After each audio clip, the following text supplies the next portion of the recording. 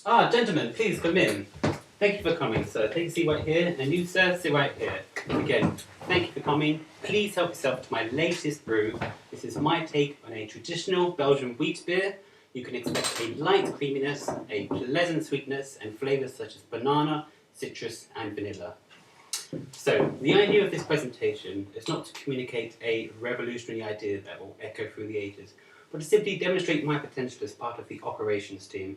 So the topic for today is poker social networks, such as Bluffbook, Tiltbook, and MyPokerPal. They first caught my attention when I noticed them being frequently discussed on online forums such as 2plus2 and Pocket Fives. It was when exploring Tiltbook, the most popular of them all, that something struck me.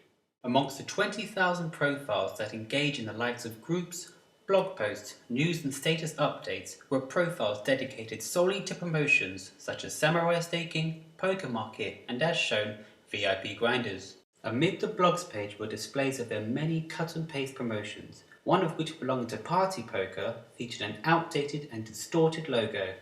This initial impression remained true when reviewing their long-winded and uninspiring advertisement on sit-and-go missions, thus indicating the potential for marketing and promotions on Tiltbook and indeed poker social networks. And so, in response to this, I sought to conduct some research as an independent advocate of Party Poker, a pundit, a Party Poker pundit. I commenced my project by first contacting the site's chairman, Masuranik, and seeking for his approval, to which he gave me his blessing. Next, I fabricated my profile as the Party Poker pundit and made my entrance, posting a winning picture and describing myself as a Party Poker enthusiast. I received a total of 1 like and 2 comments, which came across as rather encouraging at the time. Within the first day, I managed to accumulate a total of 12 followers, but in view of the impersonality of my profile picture, I decided to change it to one of myself, as I believe this would appeal more to its users because of the sociable nature of the site. So instead of coming across as a business, I sought to establish myself as an individual who wished to be part of this community, which of course was true, but it also investigated what could be a new marketing approach to social networks. In fact, when considering the UK Community Forum, it has already taken root and overall been a tremendous success in creating a personal link between Party Poker and its players. The following day, I began to replicate the activity of Party Poker on the likes of Twitter and Facebook by reusing their posts on Tiltbook.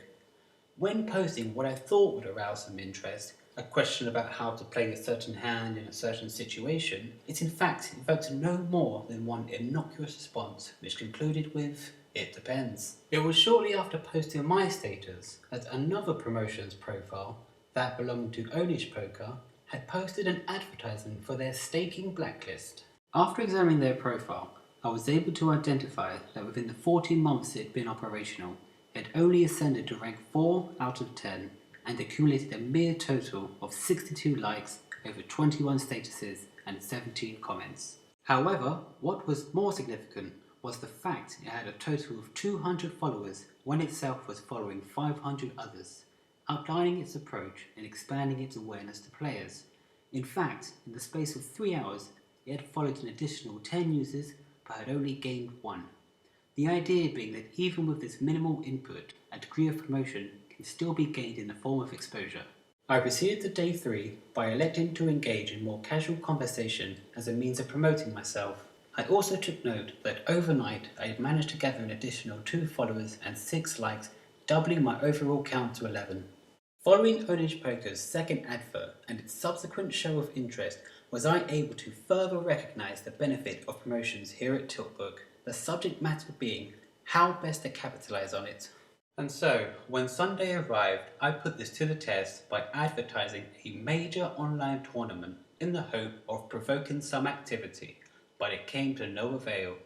To undermine this further, the most recent joiner, Edgar Britt Bond, who described himself in his introductory post as a full-time player who grinds 6 max sit and goes, received a total of 11 likes and 6 comments despite an absence of a profile picture.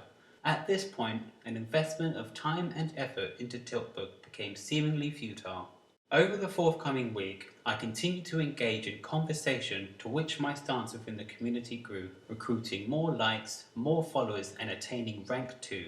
But despite this, my party poker post had gained no attention. My endeavours in trying to connect with users was more or less in vain, which ultimately demonstrated that the ideal approach to promotions is a minimal, cut and paste method for generating awareness rather than prompting discussion, as often seen on Facebook and Twitter.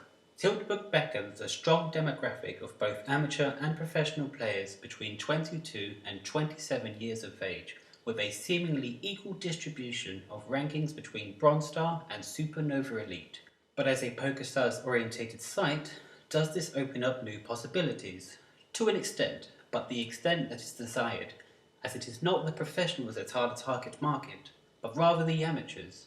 And though this may carry the disadvantage of attracting future professional players to a recreational site, it also yields the prospect for lifetime players who have taken a liking to the softer games at party poker and overall found them more rewarding. Thus, promotions can be orientated in this way to target low-stakes players in the early to late 20s. With a membership base now having surpassed 21,000, it is something to be considered.